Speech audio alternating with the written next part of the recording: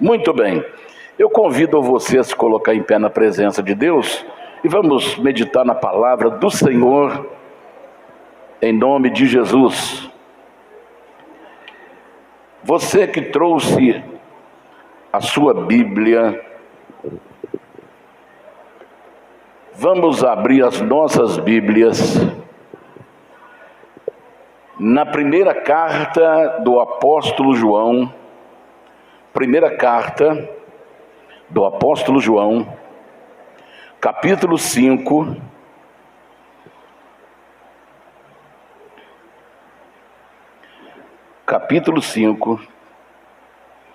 verso 18. 1 João, capítulo 5, verso 18. Quem já achou, diga um amém. Muito bem. Então vamos fazer a leitura do versículo 18. Sabemos que todo aquele que é nascido de Deus não peca, mas o que de Deus é gerado conserva-se a si mesmo e o maligno não lhe toca. Glória a Deus. Faça a sua oração, peça ao Senhor: Senhor, fale comigo nesta manhã. Eu quero sair daqui hoje, não como entrei, mas quero sair daqui renovado, fortalecido. Senhor, cura-me, Senhor, de qualquer enfermidade que esteja me incomodando. Peça ao Senhor, se você está sentindo enfermo, peça ao Senhor, porque Ele é o médico dos médicos, Ele é o Senhor dos senhores, Ele é o Deus dos deuses. Aleluia! Toda honra, toda glória pertence a Ele. Faça a sua oração agora, faça o seu pedido ao Senhor. Nosso Deus e nosso Pai, muito obrigado, meu Deus, por estarmos mais uma manhã dominical na Tua casa, na Tua presença. E eu te peço, meu Deus, que nesta manhã o Senhor possa abrir as comportas dos céus e derramar sobre nós o Teu Espírito, que haja, Senhor, mudanças, que haja transformação, que haja renovação, que haja cura, milagres, maravilhas, porque o Senhor é o mesmo ontem, hoje e eternamente. Senhor, estenda as Tuas mãos e abra, Senhor, as comportas dos céus e derrame, Senhor, a Tua glória neste lugar. Derrama, Senhor, a Tua Shekinah neste lugar, que a Tua bênção se manifeste a todos nós. Abençoe os pastores, diaconato, abençoe todos os Teus filhos, as crianças, jovens, adolescentes, os homens, as mulheres, os casais. Abençoe todo o Teu povo, Senhor. Abençoe aqueles que vão estar nos assistindo pelas redes sociais. Coloque as Tuas mãos e faça milagre, faça maravilhas, porque Tu, Senhor, és Deus. Oh, Pai Santo, muito obrigado. Nos abençoe nesta manhã. É o nosso pedido, nosso clamor, em nome do Senhor Jesus, para sempre. Amém e amém, Jesus. Graças a Deus. Podei vos assentar. Graças a Deus.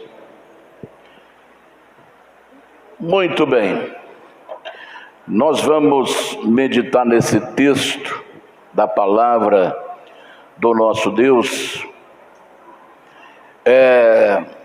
São coisas importantes na nossa vida.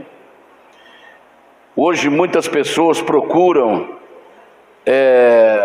a sua identidade. Hoje existe uma confusão muito grande que Satanás está lançando sobre o planeta, que as pessoas estão procurando criar a sua própria identidade.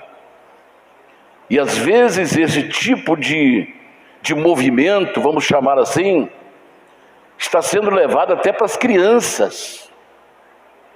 Então, uma das coisas que nos dá garantia é termos certeza da nossa identidade.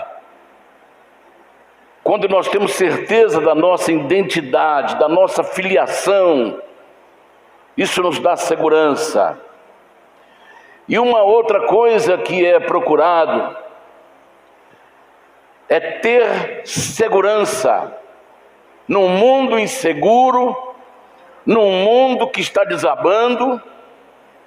A insegurança tem causado transtorno na vida de muita gente, de muitas famílias. Então, esse texto que nós acabamos de ler, ele envolve diversos propósitos de Deus para a nossa vida.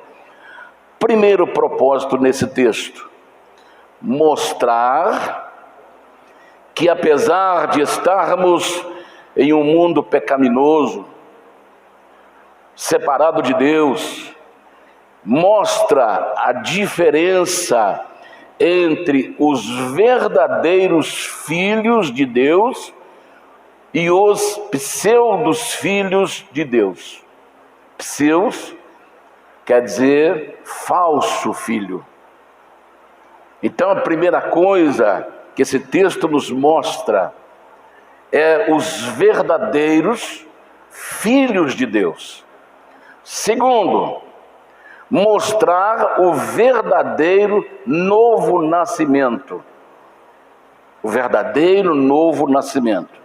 Terceiro, mostrar a verdadeira segurança a todos quantos realmente nasceram de Deus. Nasceram de Deus. Então nós temos aqui, nesse texto, propósito de mostrar os verdadeiros filhos de Deus, o verdadeiro novo nascimento e a verdadeira segurança. Identidade, filiação, segurança.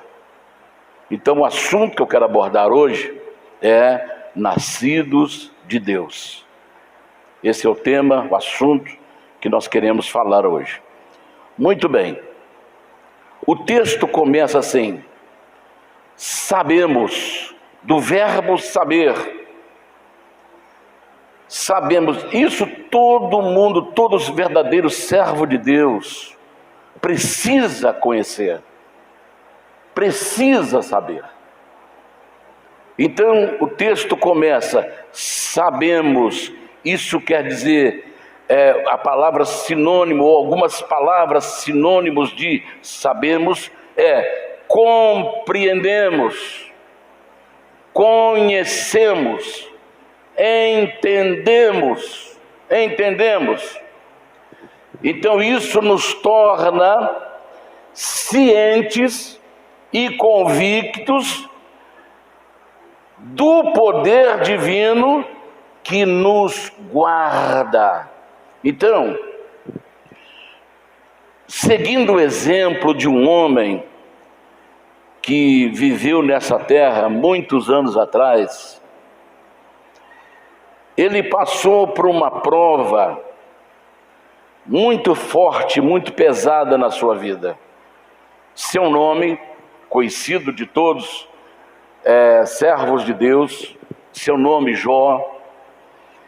Satanás, preste atenção, Satanás tirou dele seus filhos, Satanás tirou dele seus bens, Satanás tirou dele a sua saúde, e ele, a pressão, a situação dele era tão difícil, que no capítulo 3, do 1 ao 4 de Jó, ele amaldiçoa o dia do seu nascimento. Eu quero crer que muitos que vão estar nos assistindo pelas redes sociais, e talvez, por que não dizer aqui, lá no seu íntimo, lá na sua vida particular, você tem pensamentos: que eu vim fazer neste mundo? Aí outros: desde que me entendo por gente, a minha vida é só sofrimento, sobre sofrimento, entra mês, sai meses, entra anos, sai anos, e eu continuo com esse sofrimento, então não sei o que vim fazer neste mundo. Jó, ele amaldiçoa o dia do seu nascimento. Versículo 1 ao 4, por gentileza. Esse aí? Depois disso, abriu Jó a sua boca e amaldiçoou o seu dia. E Jó falando disse: pereça o dia em que nasci, e a noite em que se disse, foi concebido um homem. Converta-se aquele dia em trevas, e Deus lá de cima não tenha cuidado dele, nem resplandeça sobre ele a sua luz. Muito bem, esse foi o momento que Jó estava passando. E ele, passando por esse sofrimento, ele amaldiçoa o seu dia de nascimento, mas tem uma coisa que Satanás não tirou dele. É isso que eu quero que você foque. Satanás não conseguiu tirar de Jó, ele ficou sozinho. Até a sua esposa se levantou contra ele, porque ele permanecia fiel, ele permanecia cônscio ou consciente, mesmo perdendo tudo, abandonado, sozinho. E a enfermidade dele não foi aquela enfermidade passageira que você adoece, toma um medicamento, no outro dia você está correndo, você está pulando, você está trabalhando ou você está se divertindo. A enfermidade de Jó levou mais de um ano e ele não comia, ele não se alimentava, ele foi secando, ele foi emagrecendo, que ele chega até dizer: minha pele cobre meus ossos e o meu hálito cheira mal, eu estou apodrecendo em vida. E durou mais de um ano esse sofrimento de Jó. E quando uma luta ela prolonga-se, se nós não tivermos convicção, a luta prolongada ela nos faz desistir. A luta prolongada ela nos traz pensamentos negativos. A luta prolongada nos desanima. A luta prolongada ela nos enfraquece. Mas Satanás não conseguiu tirar de Jó uma coisa que ele disse lá no versículo 25 e 26 do capítulo 19 de Jó. Olha o que Satanás não conseguiu tirar de Jó: porque eu sei que o meu Redentor vive e que por fim se levantará de sobre a terra, e depois de consumida minha pele, contudo ainda na minha carne verei a Deus. Aleluia!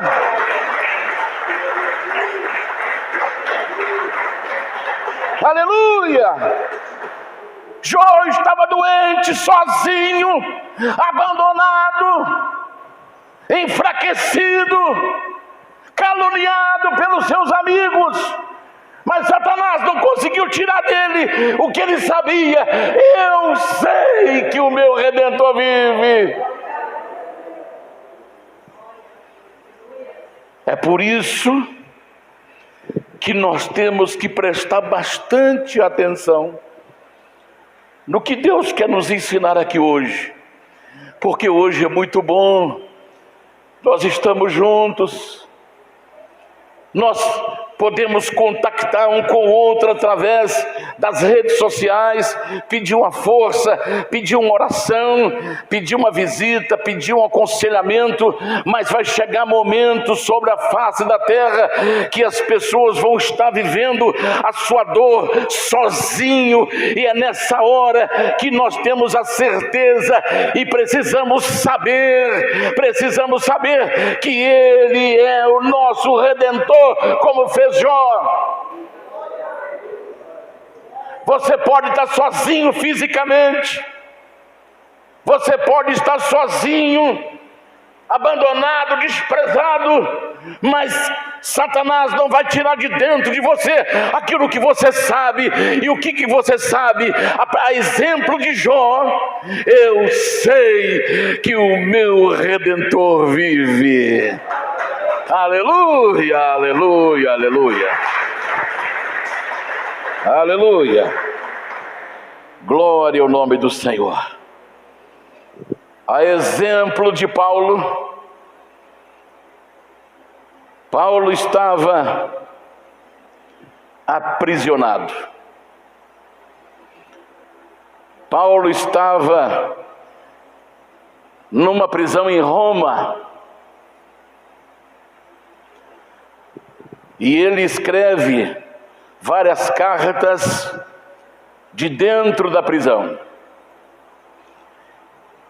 E na segunda carta de Paulo a Timóteo, seu filho na fé, ele escreve, lá no último versículo, no último capítulo da segunda carta, ele escreve, já prevendo o finalzinho da sua vida: combati um bom combate, acabei a carreira, mas guardei a minha fé. Então nessa carta ele pede a Timóteo: Timóteo, quando você vir ter comigo, não esqueça da capa que eu deixei na casa de Carpo. Me traga também os livros, os pergaminhos. Me traga também Marcos, que é muito útil no meu ministério. Por que Paulo pede a sua capa? Porque ele estava numa prisão europeia. E ele devia estar sentindo muito frio. Porque um prisioneiro não tem direito. Prisioneiro é um escravo. Ele deveria estar sentindo muito frio. Então ele apressa-te, ele diz para Timóteo: apressa-te em ter comigo, traga minha capa, traga os livros, traga os pergaminhos, traga-me Marcos, que me é útil no ministério. Porque ele sabia que a sua hora estava chegando. Mas Paulo deixa uma lição para nós. Na sua segunda carta ao Timóteo, capítulo 1, verso 12. Mas não me envergonha. Ele estava preso. A pessoa, um preso, ele poderia ter vergonha daquilo que ele tenha feito de errado, de nocivo para a sociedade em que ele vive. Mas Paulo nada fez de nocivo à sociedade. Ele estava preso por causa de Jesus. Ele estava preso por causa do Evangelho. Então ele disse: eu não me envergonho. Aí ele continua: porque eu sei em quem eu tenho crido. Aleluia. Ele estava sozinho, sentindo frio naquela prisão de Roma. Mas ele disse: eu não me envergonho, porque eu sei em quem eu tenho crido. Eu quero que você analise comigo, tanto Jó quanto Paulo estavam sozinhos. Haverá um dia que o Daniel vai estar sozinho, vai olhar para um lado, não vê ninguém, olha para o outro, não vê ninguém, mas o que o Daniel e o João, o Pedro, o Paulo, o Batista, a Maria, a Antônia, não pode perder aquilo que você sabe. Eu sei que o meu Redentor vive, eu sei que o meu Redentor vive, eu sei quem é Deus. Você vai olhar para um lado, não vê ninguém, vai olhar para o outro, não vê ninguém, mas tem um que vai estar com você ali naquela situação adversa, onde você se sente solitário, sozinho. Ele vai estar com você, porque você sabe que Ele está contigo e você sabe em quem você está crendo, e está certo que Ele é poderoso para guardar o seu tesouro, o seu depósito até aquele dia. Essa certeza eu e você precisamos ter. Porque hoje nós estamos agrupados, nós estamos juntos, mas haverá dias que nós vamos estar só. E nós não podemos perder essa convicção, essa certeza. Agora, para que isso aconteça, nós temos que ver o que Deus fez por nós. Então, sabemos que Ele é poderoso, eu sei em quem tenho crido, eu sei que o meu Redentor vive. O segundo propósito que nós achamos nesse texto é que todo aquele que é nascido de Deus não peca. Nascidos de Deus. Quando Nicodemos esteve com Jesus à noite, ele chegou em Jesus e disse: Mestre, ninguém faz esses milagres se Deus não estiver com ele. Jesus não deu nenhuma introdução naquilo que ele ia falar. Jesus foi direto na ferida. Nicodemos, se tu não nascer de novo, não pode ver o reino de Deus. Está registrado em João capítulo 3, versículo 3. Por que Jesus foi direto ao assunto? Porque Nicodemos era mestre. Nicodemos era doutor. Às vezes, quando você vai falar com alguém, depende de você falar a sua linguagem. Às vezes, por exemplo, você vai no médico, está aí o doutor Vinícius, você vai no médico, ele te dá uma receita, e só ele e alguns farmacêuticos sabem o que está escrito. Porque você olha e fala, não sabe. Você pode, num remédio que ele está pedindo ali, você pode interpretar que ele está pedindo esse, está pedindo aquele, está pedindo aquilo outro. E assim sucessivamente. O advogado, ele pega um texto e ele tem que interpretar aquele texto. Um juiz. Mas Nicodemos era mestre, era doutor. Então Jesus foi logo na ferida, direto na ferida. Nicodemos, se tu não nascer de novo, não pode ver o reino de Deus. Aí ele começa. Aí você vê que ele é doutor, mas não entende de coisas espirituais. Aí ele pergunta para Jesus: como pode uma pessoa sendo velha voltar ao ventre materno? É uma pergunta de criança. É uma pergunta que talvez alguém que não tenha nem noção das coisas. Como é que um adulto pode voltar ao ventre da sua mãe e nascer outra vez? Aí Jesus o repreende: Nicodemos, você é mestre em Israel e não sabe do que eu estou falando? Aí Jesus falou para ele: quem não nascer da água, quem não nascer da palavra, quem não nascer do Espírito Santo, não pode entrar no reino de Deus. É isso que eu estou te dizendo, Nicodemos. Aí o próprio João, no capítulo 1 do Evangelho de João, ele, inspirado pelo Espírito de Deus, ele fala o que significa nascer de Deus. O que é nascer de Deus?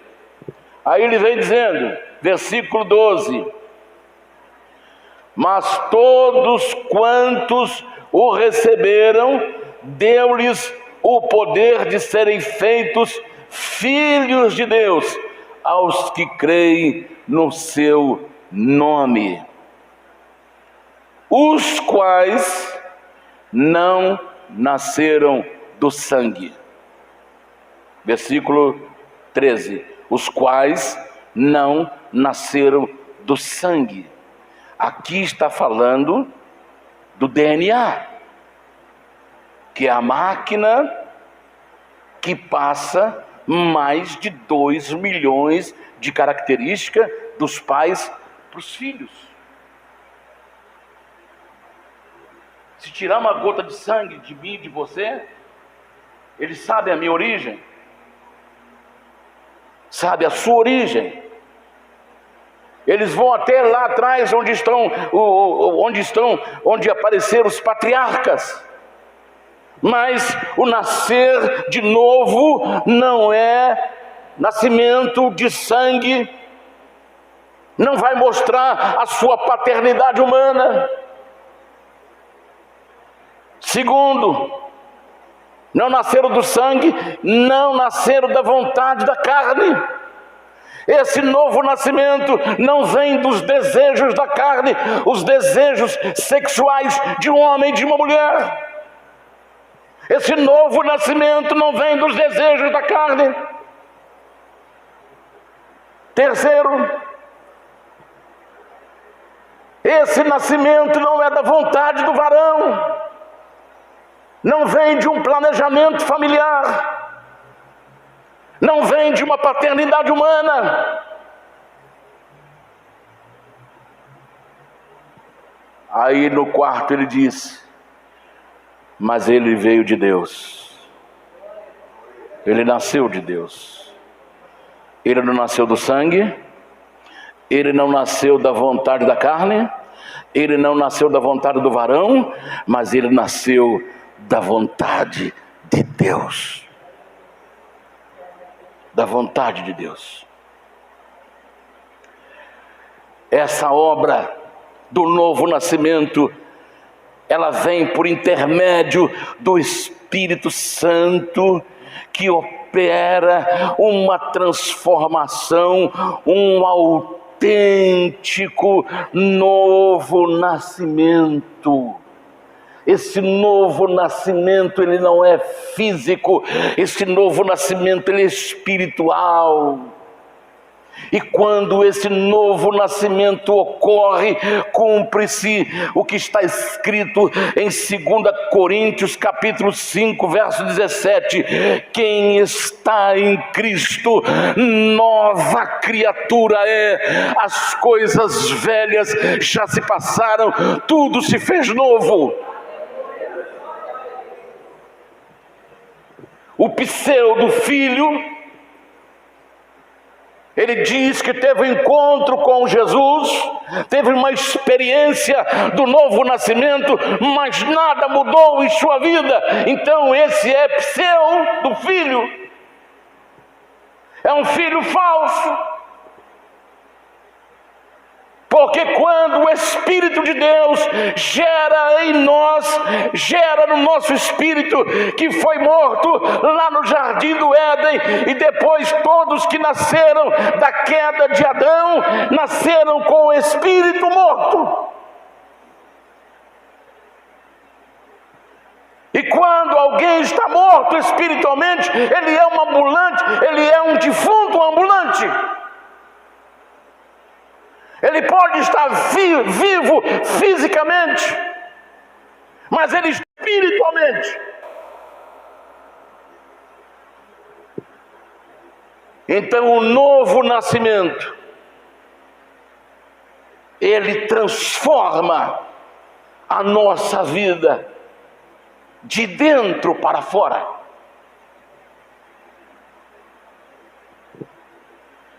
As religiões, elas tentam mudar as pessoas, fazendo o contrário de Deus. Começa a tentar mudar a pessoa de fora para dentro.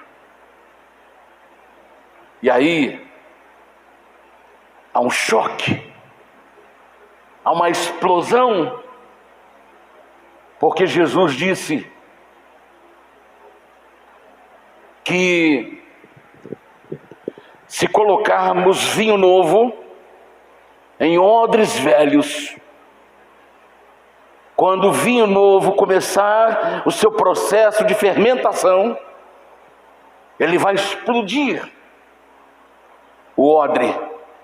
O odre é um recipiente que era feito de couro de animal. Alguns faziam do estômago de camelo, que é aproximadamente 40 litros, curtia o couro e preparava ele como recipiente para fermentação de vinho. Então Jesus, ele disse assim: se alguém colocar vinho novo em odres velhos, ele vai se romper, ele vai explodir, porque quando começar a fermentação, ele não vai suportar e ele vai explodir. É assim que está acontecendo com muitas pessoas que tentam viver uma vida de Deus num corpo velho. Ele começa muito bem, e depois ele se revolta contra Deus, porque ele não consegue viver a vida que Deus planejou para ele. Ele acha que é difícil. Por que ele acha que é difícil? É porque o vinho novo está ali fermentando dentro dele, mas ele está em odre velho, e aí vai explodir. Aí ele fica decepcionado com Deus, mas Deus não tem nada com isso, porque Deus ensinou: coloca-se vinho novo em odres novos, ambos conservarão, ambos permanecerão. A religião faz isso, tenta mudar a pessoa da casca para dentro. Isso nunca dá certo. Então, quando o Espírito Santo vem sobre a vida de um homem, sobre a vida de uma mulher, o Espírito Santo gera nele um novo homem, uma nova mulher. Aleluia! Um dia desse eu vi uma pessoa que modificou todo o seu corpo procurando uma identidade, porque o diabo está trabalhando como nunca na cabeça de homens e na cabeça de mulheres. Você nasceu num corpo errado, você não é homem, você é a mulher. Você tem corpo de homem, mas você é mulher. E aquilo atormenta o dia e noite, dia e noite, dia e noite, até que ele cede à tentação. Aí ele começa a modificar o seu corpo, começa a tomar hormônio. Se ela é uma mulher, ele aceitou a tentação de Satanás. Ele não resistiu ao diabo, como diz a palavra, resistia ao diabo e ele fugirá de vós, porque Deus não erra na sua criação. Eu quero dizer uma coisa para você. Eu estava lendo sobre um inseto que é minúsculo. Os olhos dele é do tamanho da cabeça de um alfinete. Quando eu li sobre aquele inseto, as características daquele inseto, cada olho do tamanho da cabeça de um alfinete tem 2.000 lentes. Oh, que Deus é esse? Que Deus é esse que põe num inseto um olho do tamanho da cabeça de um alfinete, coloca 2.000 lentes, nos 2 olhos 4.000 lentes. Nós que somos humanos, a imagem e semelhança dele, será que ele iria errar na sua criação? Ser mais importante, porque o homem é a obra-prima da criação de Deus, o homem é a imagem e semelhança de Deus. Deus fez o melhor, que é o homem. Deus fez o melhor, que é a mulher. Deus, ele não erra naquilo que ele faz com perfeição, porque ele é sabientíssimo. Aleluia!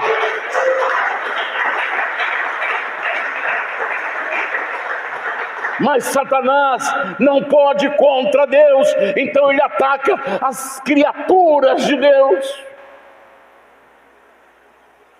para poder humilhar. Aí Deus, a sua criatura aí, o Senhor criou homem, mas eu transformei ela numa mulher. Eu transformei ele numa mulher.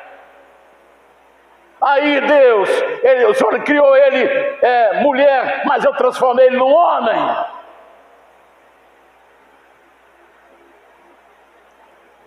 Esse rapaz, ele começou a tomar hormônio e ele deixou seus cabelos crescerem,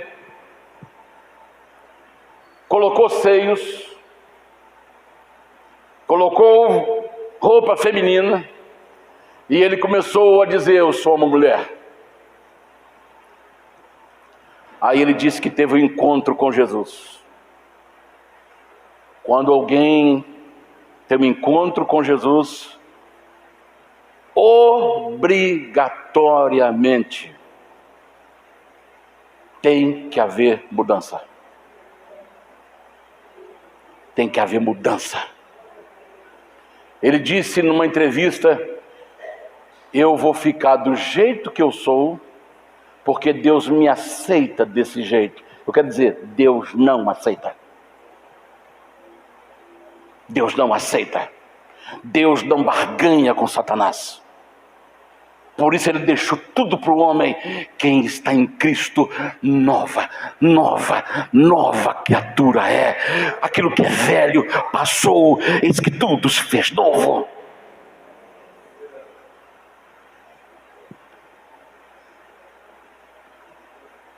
Eis que tudo se fez novo.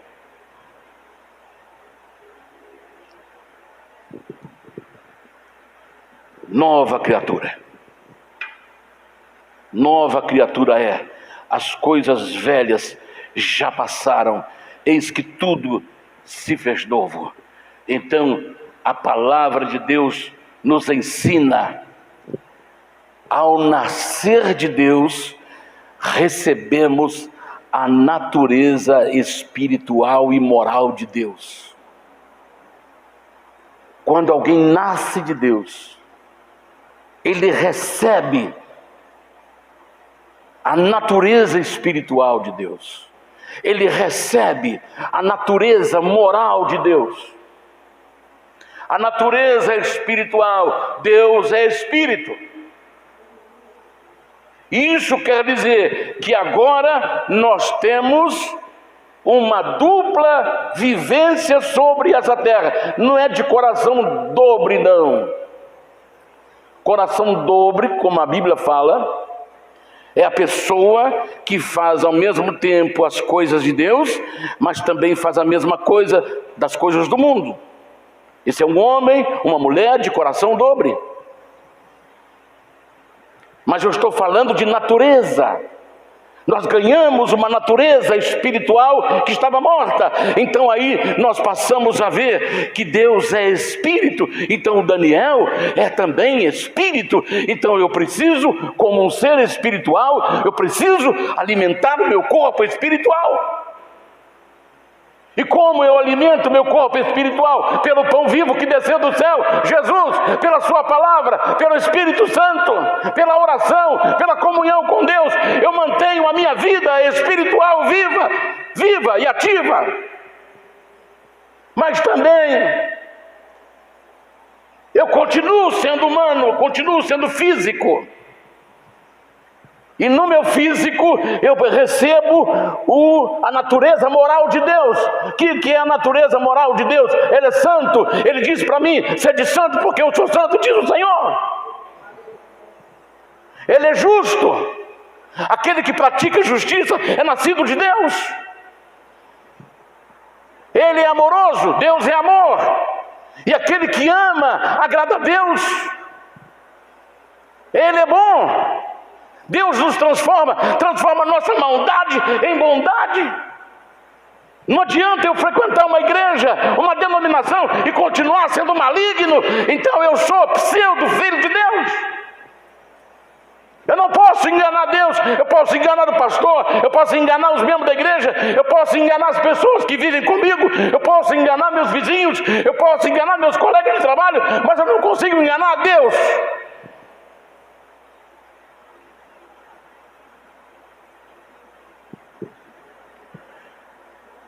Ele é misericordioso. Jesus disse: bem-aventurados os misericordiosos, porque eles alcançarão misericórdia. Essa é a natureza moral de Deus. Existe aqui uma infinidade de outras, mas eu coloquei aqui só para você ver. Quem nasceu de Deus, quem foi gerado pelo Espírito Santo, recebeu a natureza espiritual e moral de Deus em sua vida. Isso quer dizer que você é espírito e ao mesmo tempo você é físico, e Deus é eterno, você é eterno. Ninguém pode matar o seu espírito. Quando nós fechamos os olhos aqui, nós temos dois lugares para ir: ou subimos ou descemos. A religião diz assim: comamos e bebamos, porque amanhã morreremos. Muitos colocam a foto de um carrinho que carrega caixão nos cemitérios. Aí diz assim: aqui está o fim de todo orgulho. Ali está o fim da vida terrena, mas vai começar do outro lado uma outra existência que vai depender do que ele fez estando aqui vivo.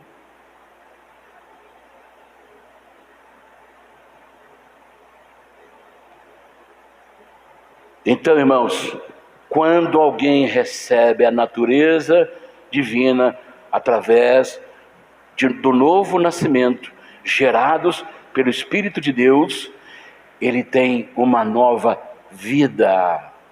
Não aceite menos do que isso. Porque quem está em Cristo, nova criatura é. As coisas velhas se passaram, eis que tudo se fez novo. Esta é a única maneira de entrar no reino de Deus. Única maneira.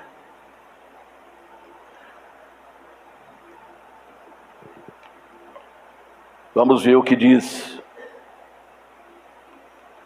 a sequência do texto. Aquele que de Deus é gerado, conserva-se a si mesmo.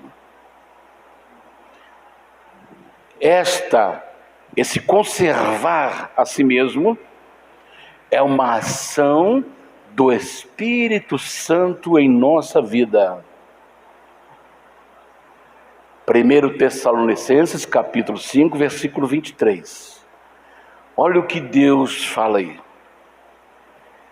E o mesmo Deus de paz vos santifique em tudo, e todo o vosso espírito, alma e corpo sejam plenamente preservados e irrepreensível.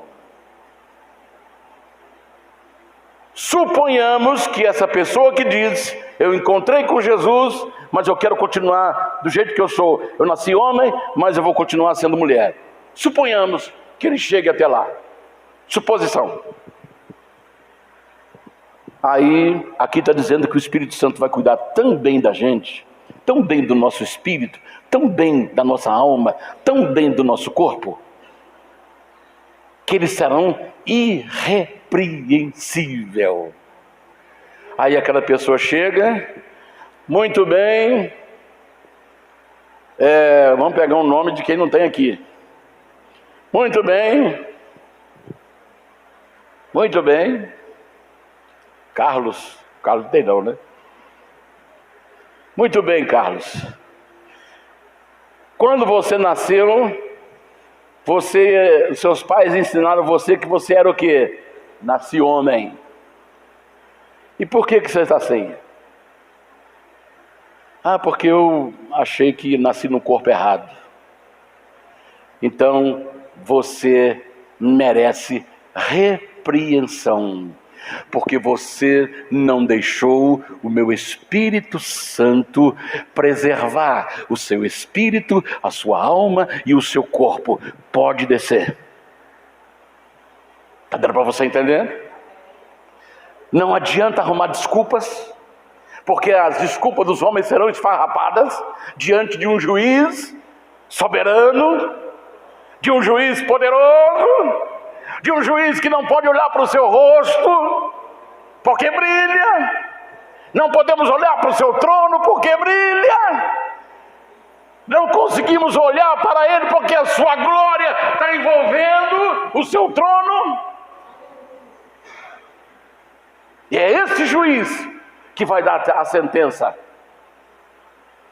Porque Deus, Ele diz assim na sua palavra, Jeremias: eu velo pela minha palavra para fazê-la cumprir. Deus fica olhando dia e noite a sua palavra para que ela se cumpra. Não adianta a minha opinião, pode ser o maior psicólogo, o maior psiquiatra, o maior médico, o maior cientista, as interpretações dele, as respostas dele não será aceita por Deus, porque Deus é sabientíssimo, tudo o que ele quis para o homem está registrado nas Sagradas Escrituras.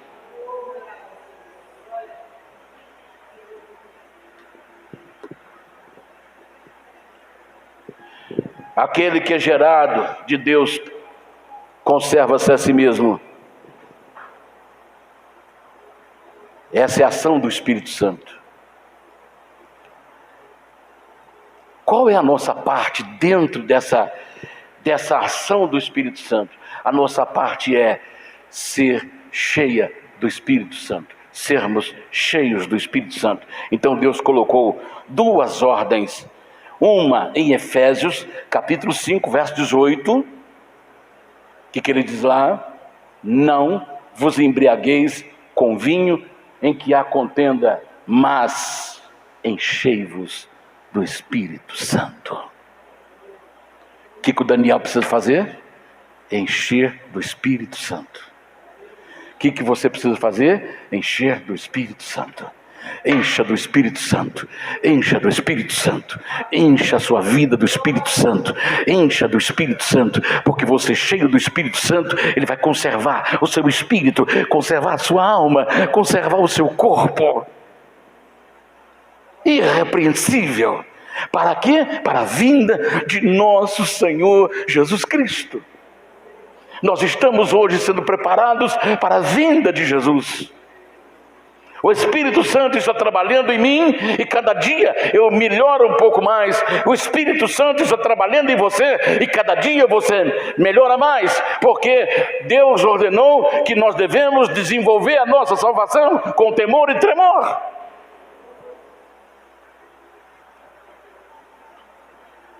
Gálatas capítulo 5, verso 16. Andai em espírito, e não cumprireis os desejos da carne.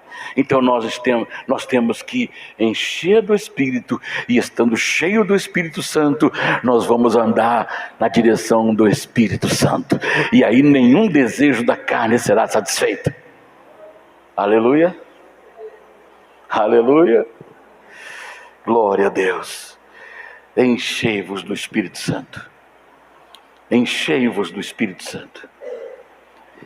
Última parte do texto: e o maligno não lhe toca. O maligno não lhe toca. O que significa tocar? Tocar significa agarrar, tomar para si. O que a palavra de Deus diz? Que o diabo está rugindo como leão. Ele não é leão, mas ele ruge como leão, porque só existe um leão no sentido espiritual, que é o leão da tribo de Judá, que é Jesus Cristo. Então Satanás tenta imitar Jesus, rugindo como leão. Aí quando você pensa que é leão, você olha, aí está aquele ser magrelo, destruído, derrotado, com a cabeça ferida, destruído, derrotado, e ele está tentando tocar em você, que é um nascido de Deus, mas Deus está dizendo: o maligno não lhe toca, o maligno não lhe toca, o maligno não lhe toca. Aleluia, aleluia.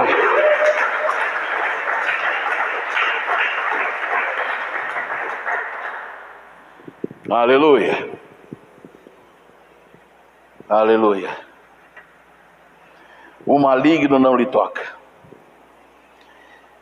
Em 2 Coríntios capítulo 4, verso 7,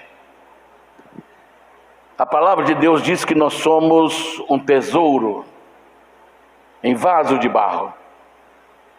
Temos, porém, esse tesouro em vasos de barro, para que a excelência do poder seja de Deus e não de nós.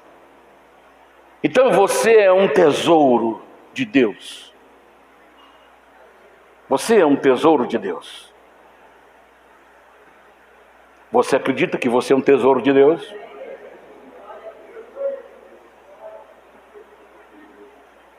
Eu me lembro quando eles mataram Pablo Escobar, um dos maiores traficantes da Colômbia.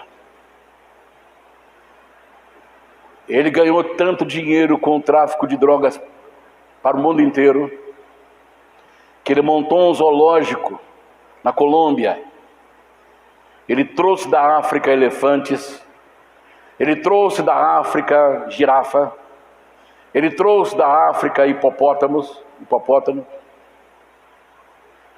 Ele trouxe da África vários tipos de animais e montou um zoológico na sua fazenda. E ele tinha tanto dinheiro, que ele foi acumulando, e quem tem um tesouro não guarda em qualquer lugar. Eu quero que você preste bastante atenção nisso, porque agora o texto fala de segurança, falamos de identidade, falamos de filiação, e agora de segurança.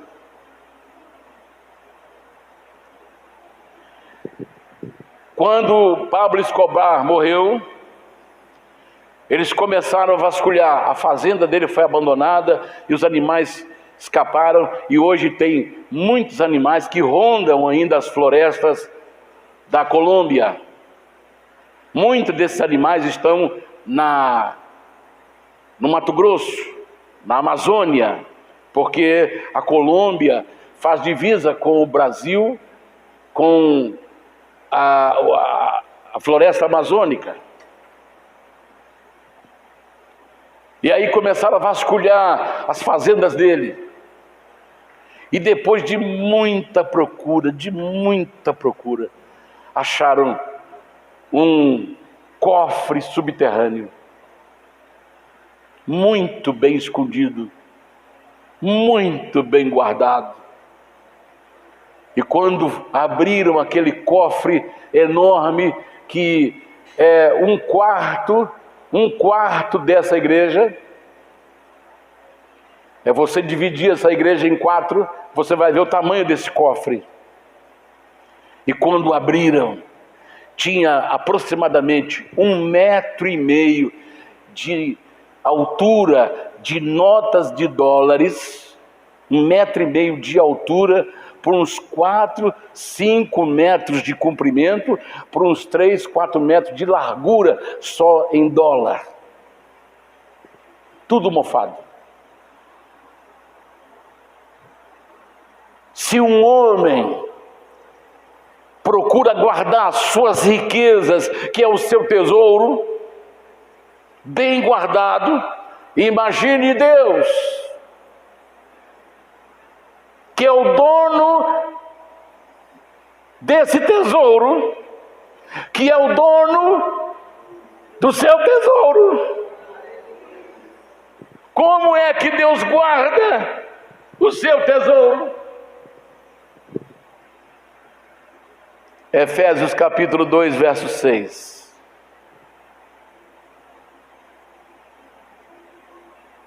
E nos ressuscitou juntamente com Ele e nos fez assentar nos lugares celestiais em Cristo Jesus. E aí?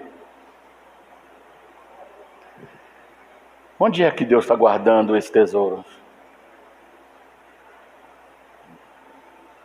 Em lugares celestiais. E lugares celestiais, o que ele representa para nós? Lugares alto. Você está guardado em lugares altos. Está dando para você entender agora? Já viu uma criança que tenta alcançar alguma coisa que está mais alta do que ela? Ela não consegue alcançar. Aí ela pega um pedaço de pau para poder tentar pegar aquele objeto que ele gostaria, porque aquele objeto está mais alto do que ele. Eu quero dizer para você, Deus te guardou e você está sendo guardado em lugares altos, mas não sozinho, lugares altos, assentado com Cristo Jesus, o nosso Senhor. Oh, aleluia, aleluia, aleluia. Você, eu, nós somos inalcançáveis por Satanás. Satanás não consegue nos alcançar, porque ele já foi expulso dos lugares celestiais. Ele não pode voltar lá mais. Então Deus pegou você, pegou a mim e levou para os lugares altos em Cristo Jesus, o nosso Senhor. Você está em lugar alto. Satanás está pegando tudo que ele pode. É escada. Ele faz de tudo. Ele vai colocando uma caixa em sobre a outra para poder te alcançar. Mas se ele conseguir alcançar, ele ainda tem que passar por Jesus Cristo, porque nós somos um tesouro guardado nos lugares altos, nos lugares celestiais. Ele é inalcançável. Por isso que a palavra de Deus diz: aqueles que nasceram de Deus, o maligno não lhe toca, não o agarra, não o toma para si. Você está guardado. Nós estamos guardados em lugares altos. Satanás não consegue alcançar. O maligno não lhe toca.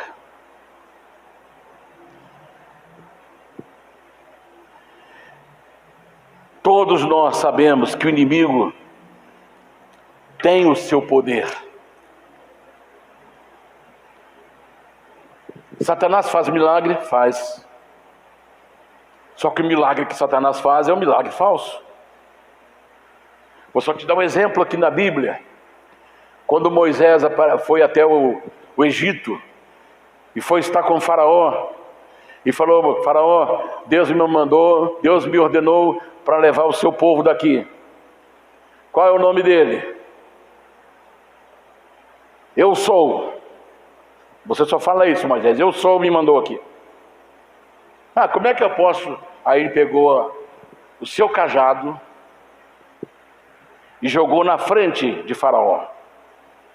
Quando o cajado caiu no chão, ele transformou-se numa víbora, numa serpente. Aquela região tem a serpente nágia, que ela abre o seu pescoço, cresce o seu pescoço, abre e levanta, metade dela fica para cima, quase na altura, olhando e rosnando. Você escuta o barulho dela rosnar. Aí veio os magos de Faraó, cada um jogou o seu cajado no chão e viraram serpente também. Está vendo, Moisés? Nós também fazemos serpente. Só que tem uma coisa: a serpente que foi transformada do cajado de Moisés destruiu, engoliu as serpentes que os magos fizeram, já mostrando Jesus lá no capítulo 4, aliás, capítulo 10 de Lucas, ou 4:10, se não me falha a memória, dizendo assim: eis que vos dou o poder para pisar serpentes e escorpiões e toda a força do inimigo, e nada vos causará dano algum. Satanás tem os seus poderes como de serpente, tem os seus poderes como de escorpião, mas o poder de Deus que está sobre mim, o poder de Deus que está sobre você, é para esmagar todo o poder de Satanás, destruir toda a força do mal, e nada vos causará dano algum, porque nós estamos assentados em lugares celestiais com Cristo Jesus, o nosso Senhor, e Satanás não pode nos tocar. Aleluia! Aleluia! Aleluia! Oh, glória a Deus! Esse tesouro está guardado. Satanás não pode tocar. Satanás não tem acesso a esse tesouro. Agora eu quero que você medite numa coisa. Cristo e Satanás, é impossível que os dois possam possuir o mesmo tesouro. É impossível. Por isso que esse texto nos traz a certeza da nossa identidade e de nossa filiação. Você nasceu de Deus, você se tornou filho de Deus. Você tem uma filiação com o Pai. Nós temos uma identidade. Nós temos segurança. Nós temos uma certeza. Então Satanás e Jesus não podem possuir o mesmo tesouro ao mesmo tempo. Ou a pessoa é de um ou é do outro. Jesus falou, ninguém pode servir a dois senhores. Ninguém pode servir a Deus e o mundo. A separação tem que ser real, tem que ser nítida. Ela não pode ser disfarçada. Porque se ela for disfarçada, é pseudo cristão, é pseudo filho, é pseudo servo de Deus, é pseudo pastor, é pseudo obreiro, é pseudo crente.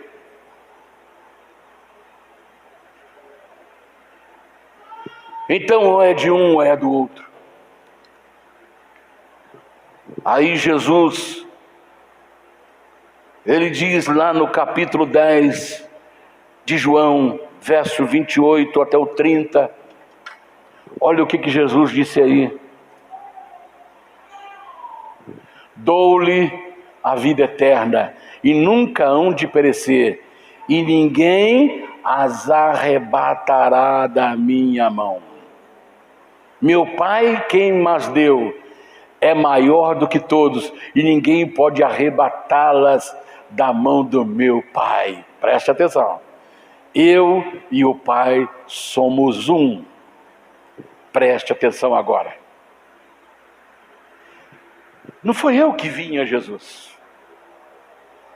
Não foi você que veio a Jesus. Mas Deus te escolheu. Porque Ele sabia que tinha dentro de você um desejo de alcançar aquilo que muitas pessoas acham que é inalcançável. Deus viu esse desejo.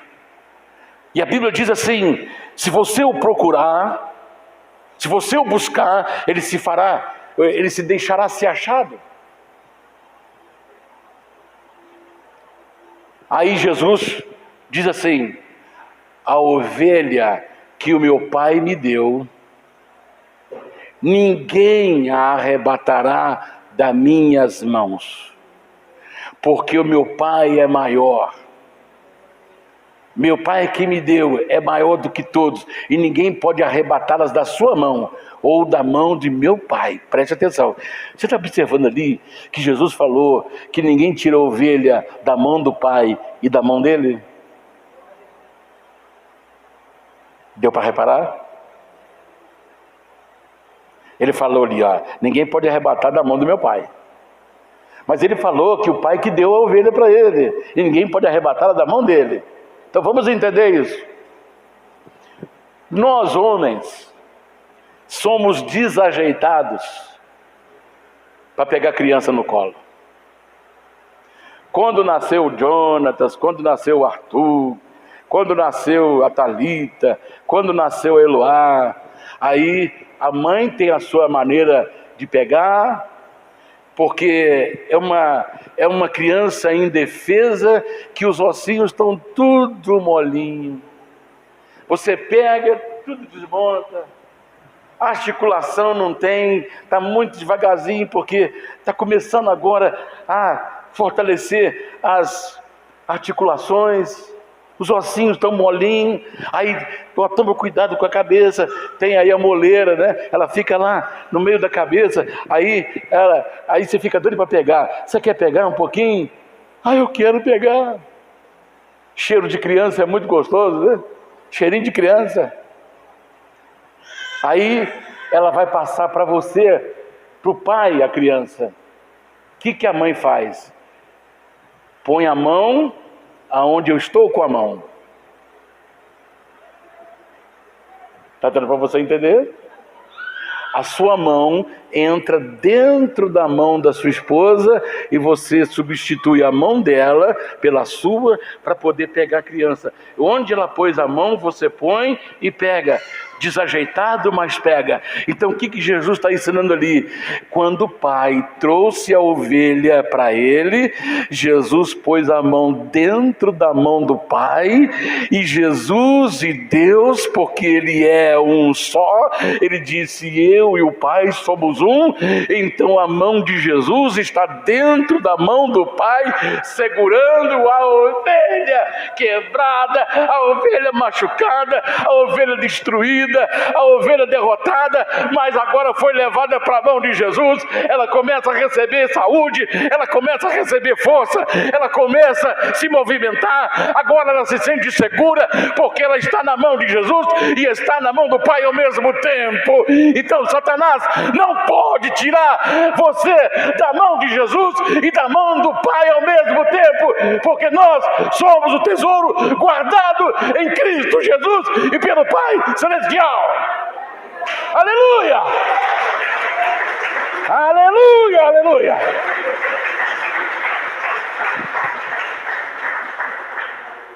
Aleluia! Aleluia! Por isso ele disse: ninguém arrebatará das minhas mãos. Não tenha medo. Não tenha medo. Não tenha medo. Esse tesouro está muito bem guardado. Você está muito bem guardado. O mundo está de ponta cabeça, mas nós estamos bem guardados. Você está bem guardado. Aleluia. Apocalipse, eu já encerro. Apocalipse 12:11. E eles o venceram pelo sangue do Cordeiro e pela palavra do seu testemunho, e não amaram as suas vidas até a morte. Alegrai-vos, ó céus, e todos que neles habitais. Aleluia, aleluia. Amém, irmãos. Amém. Sabemos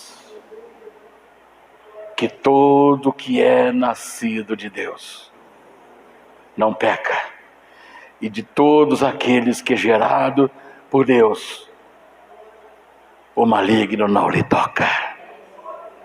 Fica sossegado, porque o maligno não pode te alcançar. Ele não pode nos alcançar. Aconteça o que acontecer, fique sabendo, fique sabido que você está bem guardado. Nós estamos sendo preservados para a vinda de nosso Senhor Jesus Cristo. O mundo está sujando cada vez mais. A injustiça está sendo cada vez mais injusta.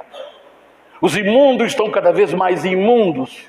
Mas nós, Ele está santificando a nossa vida cada dia, cada dia, cada dia.